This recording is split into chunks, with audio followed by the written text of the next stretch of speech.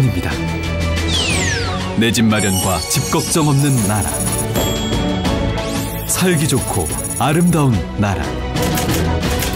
모두가 행복한 희망의 나라. 이것이 바로 LH가 만들어가는 나라입니다.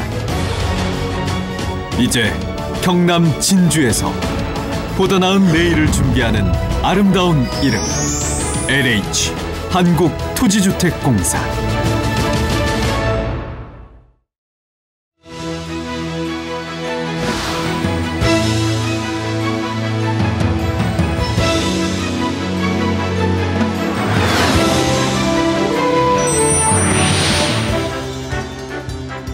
지난 가을 중부 지역에 든 가뭄으로 논란을 겪은 적이 있는데요. 최근 남부 지역에는 겨울철 이상기후와 잦은 비로 인해 농작물 피해가 잇따르고 있습니다. 효자 작목인 곡감을 비롯해 시금치와 양파 등의 작황이 좋지 않은데요. 농가의 시름을 덜어줄 수 있는 자치단체의 노력이 필요합니다. 내년 4월에는 국민의 대표를 뽑는 총선이 열립니다. 각 당마다 후보 선정에 여론조사를 많이 활용하고 있는데요. 하지만 불법 여론조사를 하다 선관위에 적발되는 사례가 증가하고 있습니다. 인사이드 현장에서는 여론조사 어떤 게 문제인지 취재했습니다.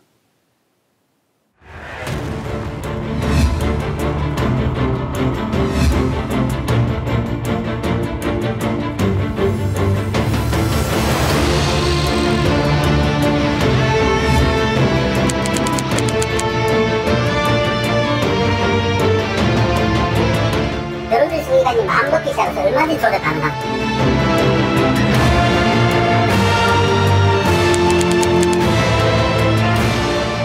여론조사를 어떤 형식으로든지 참고 이상의 역할을 하고 있기 때문에 상당한 본질의 왜곡을 가져올 수 있는 위험 요소가 있다.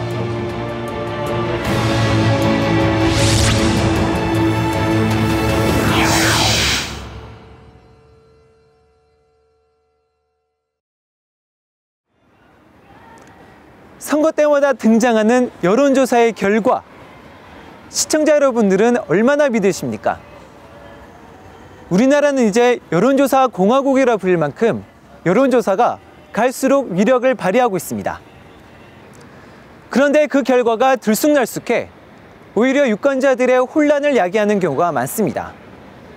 또 여야가 주로 후보들을 여론조사 방식으로 선출하면서 신뢰할 수 없는 여론조사에 불법 여론조사까지 속출하고 있고 공정성을 둘러싼 잡음도 끊이지 않고 있습니다. 양산에 있는 한 회사입니다. 지난 6.4 지방선거를 한 달 앞둔 연휴. 이 회사로 여론조사 기관 두 곳에서 전화가 걸려옵니다. 새누리당 양산시장 후보로 누가 더 적합한지를 묻는 여론조사입니다. 주민등록상으로 지금 거주지는 어디세요, 선생님? 양주동입니다. 이번에 새누리당 경남 양산시장 후보로 누가 나왔으면 좋다고 보는지요? 나동현 시장. 이후로도 일정한 간격으로 전화 소리가 울렸습니다. 엔지니어실과 생산동, 휴게실 등 회사 곳곳에 15통이 걸려왔습니다. 그런데 전화를 받는 10통의 목소리가 앞선 남성과 비슷합니다. 예, 삼성동. 예, 네네. 예. 20대입니다. 예, 나동현 현 양산. 나동현. 지금 물금 사는데요. 20대입니다. 나동현 현 양산시장요. 동면요. 33입니다. 예, 나동현 현 양산시장요. 통화 말미에는 제3자와 주고받는 대화도 녹음됐습니다. 네, 좋은 하루 되세요, 선생님. 네. 예. 네, 30대입니다. 네. 이 회사는 당시 여론조사 경선에 통과해 당선된 나동현 현 양산시장의 아들이 근무하고 있는 곳입니다. 그런데 이상한 점은 이 회사 전화번호로 응답한 여성의 목소리와 인근 은행에서 응답한 여성의 목소리가 비슷하다는 겁니다. 실제 거주지가 경상남도 양산이세요? 네, 물건무 버머리요. 저 32살이요. 새누리당 양산시장 후보로 다음 중 누가 나서는 것이 좋다고 보세요? 나동현 양산. 불구무 버머리요? 지금 28살이요. 나동현 양산시장이요. 해당 은행은 나동현 시장의 딸이 근무하고 있는 곳입니다. 삼성동. 숭실대 소리공학연구소가 해당 목소리를 분석한 감정 결과 보고서입니다. 양산시장이요. 남성의 목소리의 입 구조나 높낮이 등 성문 특성을 분석했는데 91%가 유사하다고 결론 내렸습니다. 여성 목소리의 경우 94%가 일치했습니다. 사실상 동일인의 목소리라는 겁니다. 28살이요. 회사에 나가가지고 받은 거는 맞는가 봐요. 회사 나갔으니까 받아줬을 것이고, 이제 또 오니까 전화를 받을 것이고. 근데 착신 이런 거는 아예 상상도 할 수도 없고, 그럼 생각도 뭐 그런 뭐 의미가 없죠. 그게 뭐 여론조사 기관하고도 연관돼 있는 부분도 아닌 것 같은 이야기인 것 같고, 또 뭐 그런 그거는 한 번도 생각해 본 적도 없었고. 나 시장의 30대 아들은 경찰 조사에서 이 목소리 가운데 일부가 자신의 것이라고 시인했고 경찰은 기소 의견으로 검찰의 사건을 송치했습니다. 여론조사 기관은 당시 RDD, 즉 무작위 전화 걸기 방식을 사용했다는데 어떻게 한 회사에만 16통의 전화가 집중됐을까? 당시 여론조사를 진행한 두 곳 중 한 회사는 서면을 통해 착신 전화는 여론조사 기관에서 조작할 수 없으며 특정 정치인과 그 가족의 공직자 윤리를 문제 삼아야 할 내용이라고 견해를 밝혀왔습니다. 석연치 않는 점은 여론조사 과정에서도 드러납니다. 당시 새누리당 양산시장 경선 여론 시행 규칙입니다. 객관적이고 정확한 여론조사를 위해 면접원은 후보자의 이름과 경력을 최대 2번 읽어주도록 돼 있지만 실제는 달랐습니다. 제가 한번 그 후보 양력들을 불러드릴게요. 제가 다시 한번 후보 양력을 불러드릴게요. 늘, 부피는 거기 붙어 있더만은. 네네. 다시 한번 읽어드릴게요. 3번을 읽은 겁니다. 해당 노인이 선택을 못하고 우물쭈물대는 사이 면접원이 말을 자르고 개입합니다. 그 사람은 뭐 접대서 나왔었다나? 예, 어느 분 선택을 시장이요? 예. 야, 이분은 선택하실 거고요. 예. 객관적인 조사를 위해 번호나 기호가 아닌 지지자 이름을 말한 것만 인정한다고 여론조사회사 측은 밝혔지만 이 역시 제대로 지켜지지 않았습니다. 누가 후보가 되는 것이 조금이라도 낫다고 생각되십니까? 글쎄. 아이고, 1분만 찍으려고 생각하고 있어요. 네, 알겠습니다. 감사합니다. 또 후보들 가운데 한 명 이름밖에 모른다는 말이 지지한다는 응답으로 바뀌기도 합니다. 나는 아직까지 혹시밖에 누가 나셨는 그것도 모르거든요. 그러면 어머니 이 네 사람 중에서 그럼 지금 어머니 죠? 예. 한 면접원은 누구를 고를지 모르겠다는 노인의 말에 계속 답변을 요구합니다. 글쎄 어머니 이분은 어느 분이 좀 나으신 것 같으세요? 4분 중에? 나도 잘 모르겠는데. 그럼 한 분만이라도 한번 골라보세요 어머니. 잘 모르겠는데. 모르시겠어요? 4분 중에 고르기 힘드세요? 지금 분도 잘하신다 그러대요. 예. 네, 이분도 괜찮으신 것 같으세요? 이분으로 놓을게요. 예. 괜찮으시죠? 이런 일들이 왜 발생할까? 인사이드 취재진이 다른 여론조사 기관에 문의를 해본 결과 면접원들이 조사를 빨리 하려는 욕심 때문이라고 지적합니다. 면접원들도 아무리 교육을 하더라도 조사를 빨리 진행해야 된다는 욕심을 갖고 있어요. 응답 안 하려는 사람들을 빨리 조사를 많이 해야 되는데 뜸을 드는 사람들 있잖아요. 생각 오래 하고. 면접원들이 자기가 그냥 추측하기도 하고 유도를 하기도 해요. 면접원들이 못된 버릇으로 못하게 하는 건데 이 사람이 감을 잡는 거죠. 할머니가 답답하게 얘기하면. 이건 원칙에 어긋나요. 문제는 또 있습니다. 뉴스인사이드 팀은 두 곳 회사 가운데 한 회사의 음성 파일 전체를 분석해봤습니다.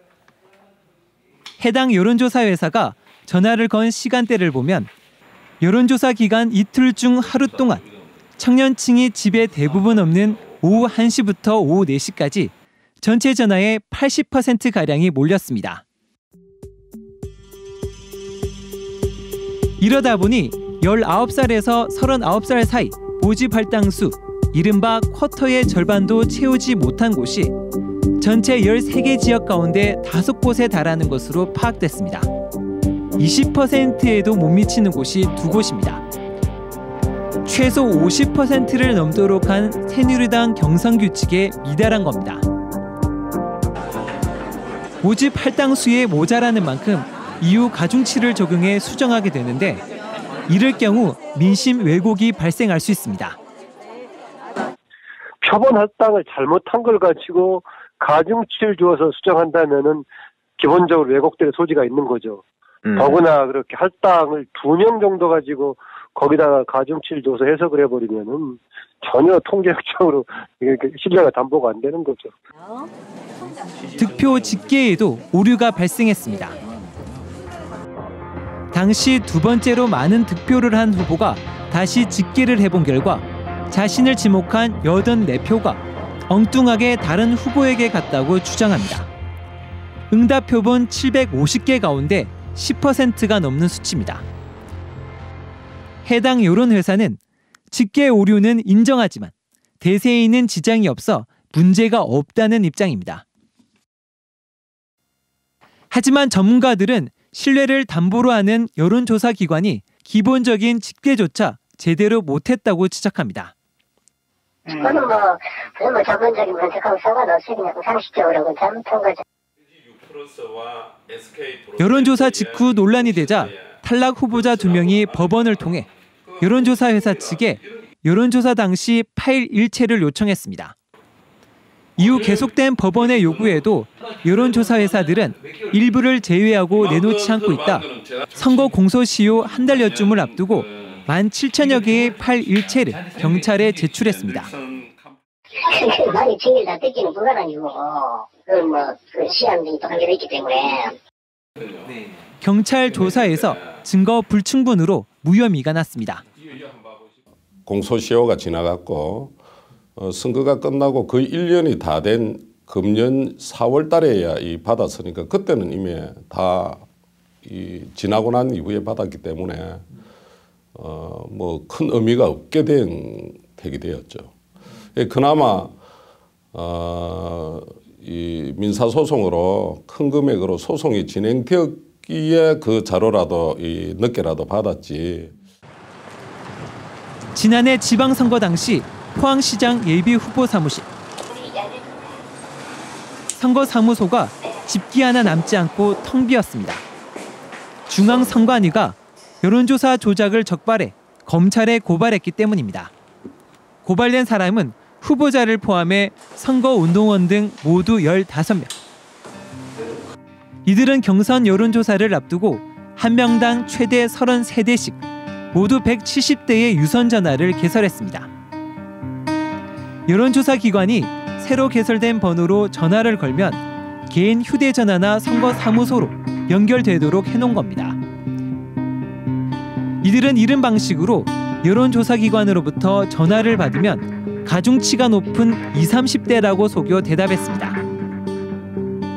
이런 여론조작 덕분에 10%를 밑돌던 이 후보의 지지율은 불과 일주일 사이 24%를 넘어 선두 후보와 접전 양상을 보이기도 했습니다. 지난해 3월 경남도지사 후보 여론조사에서도 조작 사실이 드러났습니다.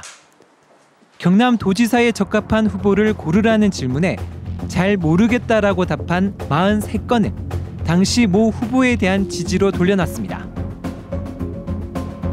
당시 이 후보는 앞서 이뤄진 조사에서 선도 후보의 10%포인트 이상 뒤처져 있었지만 이 조사에선 접전 양상으로 나타났습니다.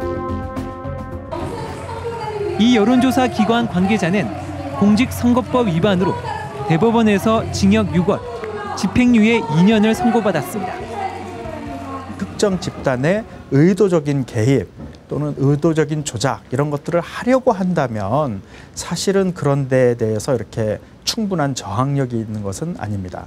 여론조사 결과에 영향을 주기 위한 전략적 방법을 사용을 해서 왜곡하겠다고 나서는데 그거를 막을 수 있는 방법은 사실 또 없는 것이죠.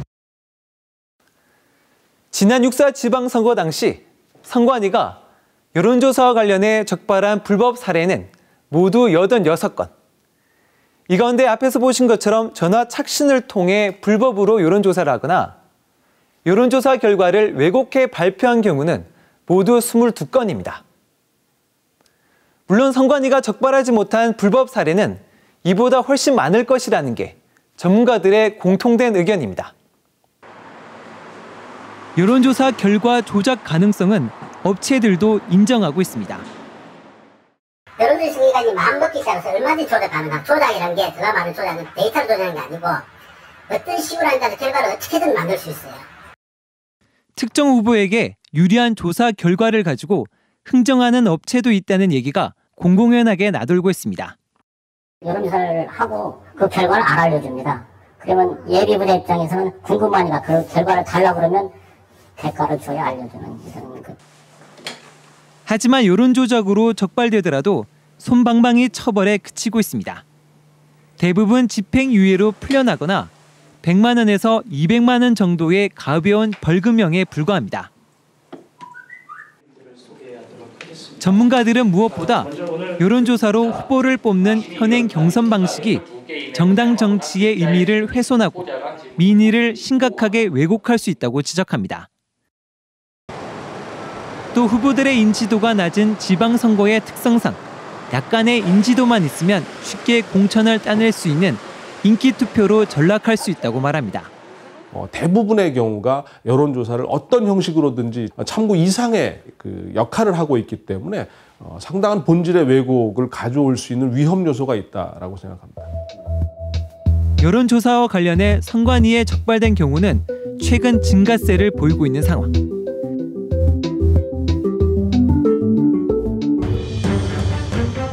급기야 선관위는 금품 수수, 불법 사조직 운영 등과 함께 여론조사 조작을 선거 4대악으로 규정했습니다. 전문가들은 여론조사의 오류 가능성을 인정하고 이를 보완할 수 있는 제도를 마련해야 한다고 지적합니다.